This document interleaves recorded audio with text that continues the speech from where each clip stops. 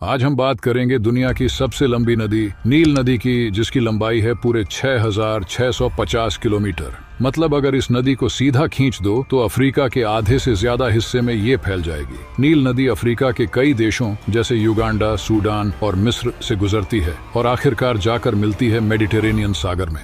अब थोड़ा हिस्ट्री का मजा लेते हैं। क्या आपको पता है कि इजिप्ट की पूरी सभ्यता का जीवन नील पर ही टिका था? प्राचीन इजिप्शियन लोग नील के किनारे बसे थे और हर साल जब नील में बाढ़ आती थी तो वो पानी और मिट्टी उनकी फसलों को बेहद उपजाऊ बना देता था। इसी से उनकी खेती बढ़ती और लोग खुश रहते और मिस्र का साम्राज्य चलता था। नील के बिना इजिप्ट का हाल शायद रेगिस्तान में कहीं बस पत्थरों का ढेर रह जाता। पर इस नदी ने उनकी जिंदगी को एकदम बदल दिया। पानी, खेती और उनके पूरे लाइफस्टाइल का हिस्सा बन गई। और ये सिर्फ इंसानों के लिए ही नहीं थी, नील तो जानवरों के लिए भी जन्नत है। यहाँ के नील मगरमच्छ जो शायद दुनिया के सबसे बड़े मगरमच्छों में से हैं, और साथ में हिप्पो जो पानी में ठंडक का मजा लेते हैं, सब नील के ही आसपास रहते हैं। कई तरह के पक्षी और मछलियां भी यहाँ मिलती हैं। मतलब ये पूरी तरह से एक अपनी छोटी सी दुनिया है। इस नदी ने न सिर्फ मिस्र की संस्कृति बनाई बल्कि अफ्रीका के दूसरे हिस्सों को भी एक साथ जोड़ा। इसके किनारे बसे न्यूबियन गांव हों या दूसरे समुदाय, नील ने सबको अपने रंग में रंग दिया। और नील का वो हिस्सा